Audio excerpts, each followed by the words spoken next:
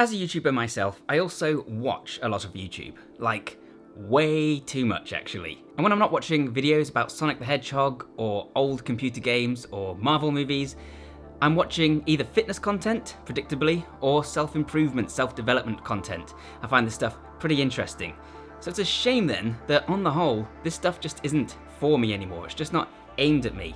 And if you're a parent, you might know what I'm talking about. So the vast majority of training advice, and certainly the vast majority of self-improvement and productivity advice, is aimed squarely at 20-somethings who are single and without children. And as you'll know, if you're a parent yourself, having children makes things a little bit different, and some of the advice just doesn't fly anymore. In this video, I want to explain what's different and why a lot of that information doesn't apply to us in the same way. I also want to talk about how you can work around it and still be highly productive and get into great shape as a parent. And I also hope there'll be some information in here that's useful for people who don't have children yet, so that they can see where we're coming from, particularly content creators, but also anyone who's interested in what's down the line for them. I want to delve into whether or not becoming a parent at a young age is a good idea if you have big goals and big fitness goals. So this is going to be one of those talky videos. Without further ado, let's get into it. First things first, allow me to defend my hypothesis by explaining why it is I think that fitness content and self-improvement content isn't really aimed at parents for the most part. And the first and most glaring example of this is sleep. So many videos, so many channels, probably including mine at some point, say how important it is to get 8 hours of sleep every night. They're like, this is the first thing you should do if you want to be productive or if you want to build a muscle, and it's non-negotiable. And sure, that's great advice. Good thing I'm a wizard then, because as a parent, getting 8 hours of sleep is nigh impossible. My son, who's about 8 months now, is actually the best sleeper in the world, like to an extraordinary degree, and he started sleeping through from a very young age. In fact, a lot of other parents hate me for it. But even he will wake up at 5 o'clock in the morning. He requires a dream feed at 11:30, so we can't really get to sleep that much earlier than we would do otherwise, and then he might wake up 2 or 3 times during the night. Now I could turn over to my wife and say, sorry, it's your turn again because muscle building is biphasic, but I'm not sure that she'd really appreciate that. I have to do my bit as well, which means that I'm not gonna get 8 hours of sleep most nights. I could also sleep prior to that dream feed. However, I do also want to have some life, and seeing as I finish all the chores at like 9:30 p.m, I'm not gonna then go to bed only to wake up at 5. That's just a miserable life. I want to have at least an hour or 2 to myself, to spend with my wife, to do nice things. Watching Love Island at the moment, not proud of it, but I am enjoying it.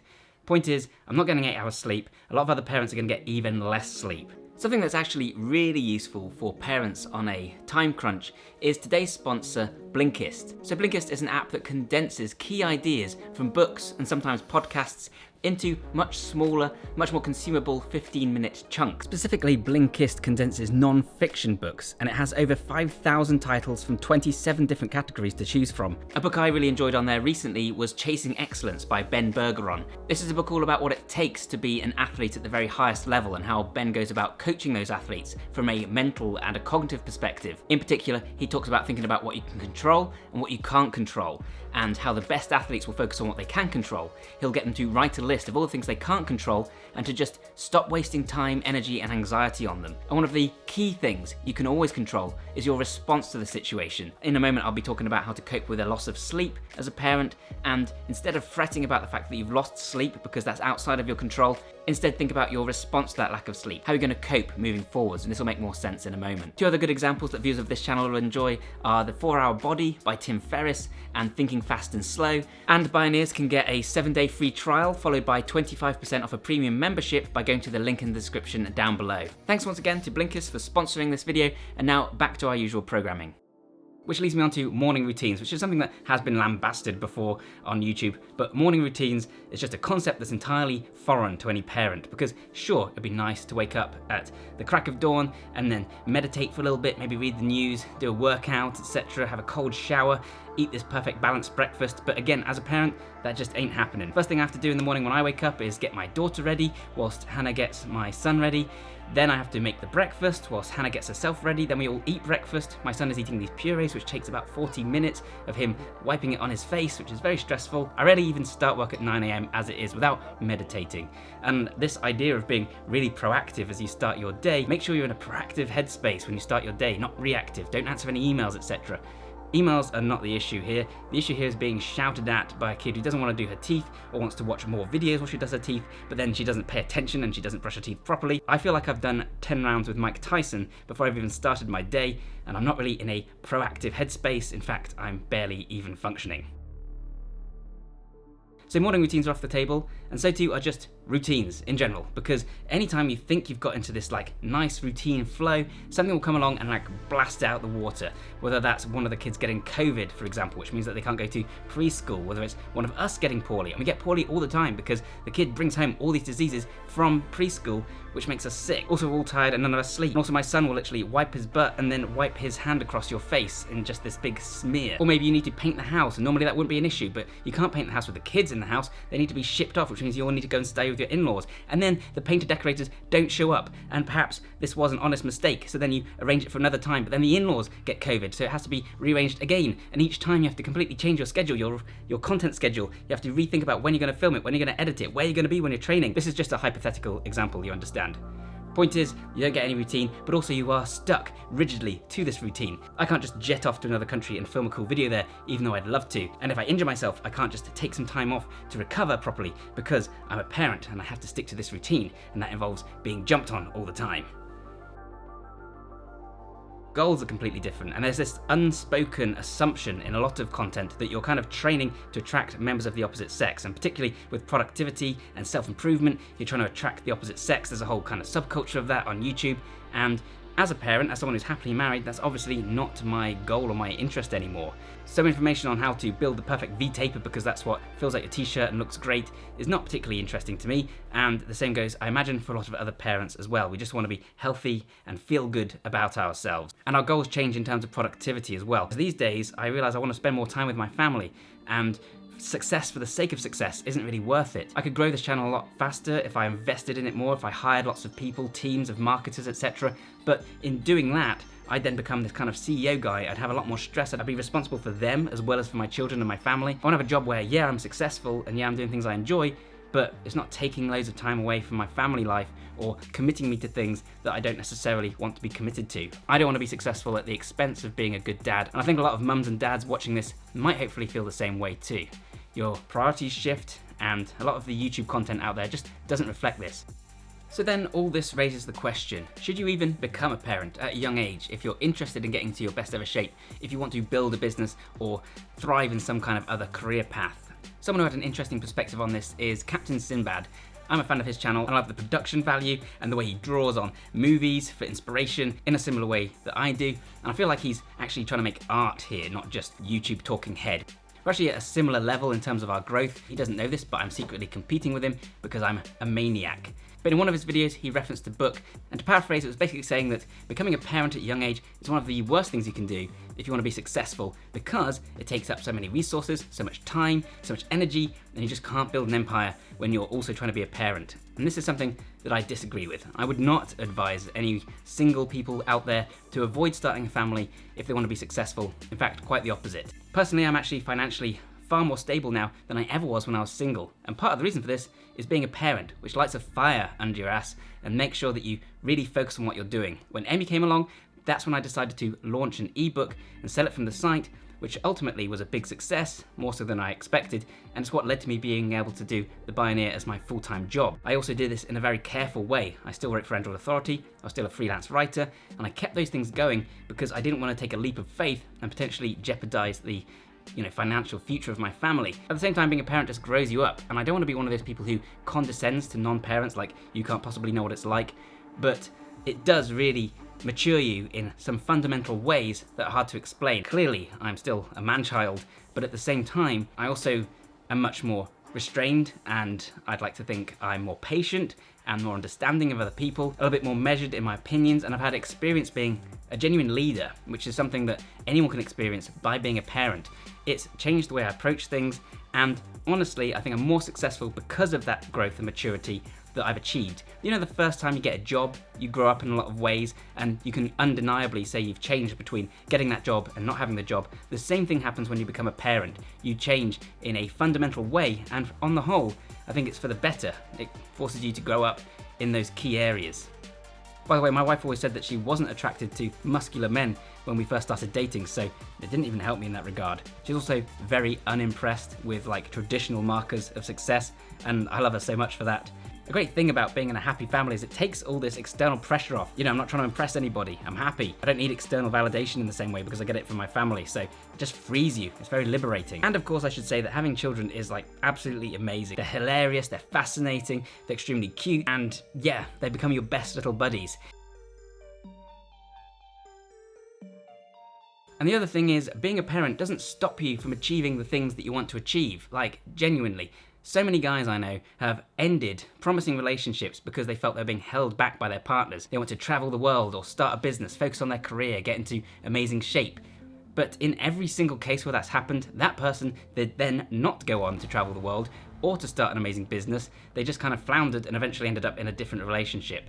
On the other hand, I know plenty of people who've been highly successful and they're in relationships. In a lot of cases here, the other half and the children are useful scapegoats for why your life isn't the way you want it to be. I've always been of the philosophy that if there's two things I want and I'm forced to choose between them, my answer is always do both. And there's no reason you can't be productive, successful, train hard, and raise a family. And we'll get to some tips on how to do that in a moment. And in terms of getting strong and into shape with kids, actually, in some ways, you get into even better shape because having kids means you're constantly active, constantly moving. I'm being climbed on all the time by my kids. We play a game called Playground where I have to do kettlebell swings with my daughter. She calls that the swing. I have to do leg raises with her hanging onto my legs. That's the seesaw. Sometimes I'm going up and down the stairs carrying both children, one on each arm. My daughter's 17 kilograms. I think my son is about 8 kilograms. That's a lot of weight to be carrying all the time. You guys know how much I agree with, constantly training throughout the day. And in this way, dad strength is very real and very similar to farmer strength.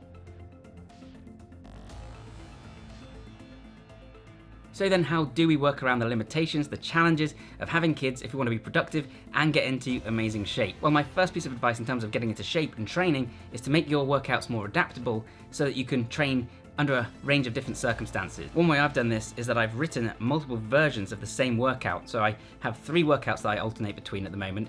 They're kind of based on the Protein Performance System, Super Functional Training 2.0, but I've adapted them to my current needs. And then I do a version of those depending on where I am. So one version is suitable for the gym, which is great if I want the weights, access to more tools. There's a version that I do when I'm outside, if I'm going to use my kettlebell and my medicine ball and run around the field somewhere. Then there's a version that I do if I'm in the office, because I've got some equipment here that I train with, and there's a version I can do at home whilst my wife is going through the shower in the evening before bed. Obviously I don't have a bench press at home, but by doing high repetition push-ups or by doing dips, I can somewhat train in an equivalent manner. And this actually just keeps things fresh and interesting, but it also means that if I can't get to the gym, that doesn't mean that I don't train. Another thing I do is that I have essential exercises, the things I absolutely must do, then I have bonus additional peripheral exercises. So I might go to the gym, and if I've only got 25 minutes in the gym before I need to start work, then I'll do those essential things there, and that's at least something. At the same time, the peripheral exercises, the one I leave at the end, they tend to be the ones that I can do somewhere else. So I might do my big bulky workout in the morning at the gym, and then in the evening I'll finish up with some mobility work, with maybe some handstand practice or maybe some light push-ups and things. This way I'm spreading my workouts through the day, which you guys know is something that I highly advocate, but also I'm adapting my training to my situation. I will also say that with regards to the routine changing without warning, you should also always train when the opportunity arises. So don't take too many rest days if you don't need them, because you might need them later when the boiler breaks or something. Then of course, I also recommend training throughout the day wherever possible. Breaking your workouts into smaller workouts is something I've talked about a lot on this channel. One of the reasons I do this is because I'm a parent and it's a great way to fit it in. So I'll do a 10-minute workout here, 10-minute workout there. Everyone has 10 minutes in the day, and I made a whole video discussing how 10 minutes in a day can be enough to train. Another thing to think about is just efficiency, as in how quickly can you get into the gym, do a workout that's going to stimulate growth and adaptation, and get out. This is something that will come with time. As you get more practiced, you'll learn specifically what your body responds to and how to feel when you've done enough and get that minimum effective dose. For me, the biggest issue with training as a parent isn't that I don't have time, and it's not even that I don't have energy. I think that everyone has at least a little bit of time. If you've watched anything on TV in the last week, you had a little bit of time. The issue is sometimes energy, but the other issue, and the big one for me, is that there's so much I want to do, and there's not enough time to do all those things. So it's not that I don't want to work out, because I really enjoy working out, but it's just that there might be something that's even more tempting. Like at the moment, I'm playing Shenmue 3, as I've randomly talked about a weird amount on this channel. I also installed some emulators and I'm playing the old Virtua Fighter games. I really want to watch Doctor Strange now it's on streaming. My wife and I still haven't watched Top Gun. There are books I want to read, comics. I've downloaded the latest Iron Man comic and the latest Dragon Ball Super manga. Haven't even had a chance to read them. And when it comes to the evening and I've got 10 minutes to fit in this workout, sometimes the allure of Virtua Fighter or Dragon Ball Super is a little bit too strong and I'd rather do that. One solution to this is multitasking your workouts. So that could mean that you're watching TV whilst you're training, or it might just mean that between sets you do a little bit of reading, or between sets you do a little bit of gaming. And one of the reasons I wanted to talk about this is because so many sites and so many YouTube channels talk about this like it's the devil, like you must focus 100% on your workouts at all times. And that's great if you have loads of time, but my ethos on this is that training in a distracted way is better than not training at all. As for the sleep, this is something that's a little bit harder to negotiate. Some people will tell you to take power naps, but again, I think this is advice that isn't always that in touch with reality. Personally, I and my wife find that power naps make us feel really groggy when we wake up. And if the issue is time because you have so many chores to do, because that's the thing with kids, you don't just do the looking after the kids, you have to make all those weird purees for them, and you have to clean up the 10 times as much crockery because you have more mouths to feed and you have to cook for more people. You have to clean all the time and they leave their junk everywhere. So you don't really have time to power nap. If you power nap, then the house is going to be a tip or you're not going to do that training. All I'll say is that while I don't want to downplay the importance of sleep, you don't have to fret that much if you only get 6 hours or even 5 hours a few nights, because this is a rite of passage that every parent goes through and it doesn't kill them. The book Why We Sleep by Matthew Walker actually makes quite a lot of sweeping statements about how a lack of sleep can double your chances of cancer and all sorts of things like that, how it massively hurts productivity, increases injuries and accidents. And while there might be some truth in this, I actually also found a really interesting article online that countered many of these points with scientific literature, saying that it's not as clear-cut as we might think. And that's kind of like my gut impulse as well, because if that were true, then parents wouldn't live as long as non-parents. And actually we know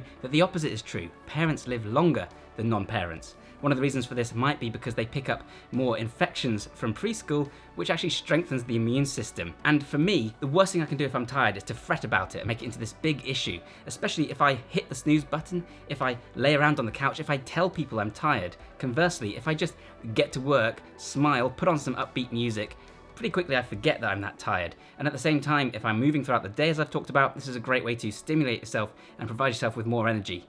As Arnold Schwarzenegger himself would say, sleep quicker. In terms of productivity and achieving the things you want to in business and your career, I will just say that once again, many of the same things apply. You need to focus on the essentials and then just do the extra bit at the end of the day if you have time. That means for me, every week I have to make a video, and that's 100% the priority. I don't even really answer emails until that point, which means I do get some angry emails later in the week that I have to deal with. But if I were to sit and answer them and to write to-do lists and have meetings with people who, are just going to blow smoke, then I wouldn't really be being productive and I wouldn't be using my time maximally. You want to create a proper separation between work and home, but again, being adaptable is useful in this regard. The right technology can really help. For instance, I just got a new laptop for editing on the go. It's made all the difference to me. We'll also say that you can multitask again, and in particular, that means planning whilst you're doing other stuff. So when I'm cooking, when I'm on the toilet, I'll often be planning in my head the next script, the next video, thinking of all the different shots. And I'll do this for ages. I'll listen to podcasts for research or YouTube videos for research, and then I'll bring it all together so that when it's time to film on Monday, I can go straight into it and I know exactly what I want to film.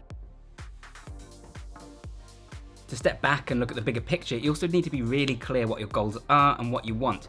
Because think not only about the job in terms of, the glossy front of it, what you think it's going to be like, but also the day-to-day. Sure, you might like to be a powerful CEO who has lots of influence and cool suits and a high-rise building, but then think about what that's actually like. What hours are you going to end up working? Is that something you're happy to do as a parent? What's the commute like? How stressed will you be coming home? I'd just like to take a moment to make it really clear that it's absolutely fine to not have any big ambitions in terms of your career, etc. There's this contingent on the web that implies that if you're not interested in becoming a movie star or a business person or an entrepreneur, then you're wasting your time, you're never going to amount to anything, and your life doesn't matter, etc.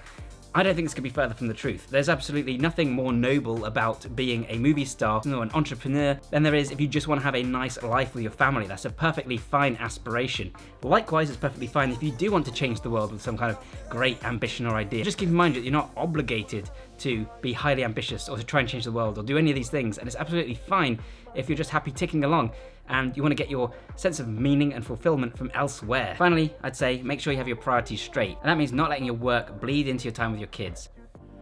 Ultimately, my big takeaway from all this is that you can achieve all the things you want to achieve, both in terms of your fitness and your career and everything else, and you shouldn't view your family as this kind of like big challenge to overcome. You just might need to adapt some of the advice you've heard online, because so much of that is aimed squarely at single 20-somethings, very few responsibilities, and for a large proportion of we YouTube viewing public, that's simply not the reality. Hope you found some useful tips in this video to take away. Like I said, I'd love to hear your tips down below. Is a lack of advice for parents something that you've noticed on YouTube? Well, there's some big YouTube channels that I'm missing. This video is a bit of a risk because I don't know how many of you guys have kids or would be interested in this topic, and I've ranted for ages, but there are just some points that I really wanted to share, and hopefully some of you guys found it interesting. I'll be interested to see how this video performs. Subscribe if you want to see more like this, and also not that much like this. And guys, remember that link in the description if you want a 7-day free trial of Blinkist. Hit the bell button for notifications. And either way, thank you so much for watching this one, guys, and I'll see you next time. Bye for now.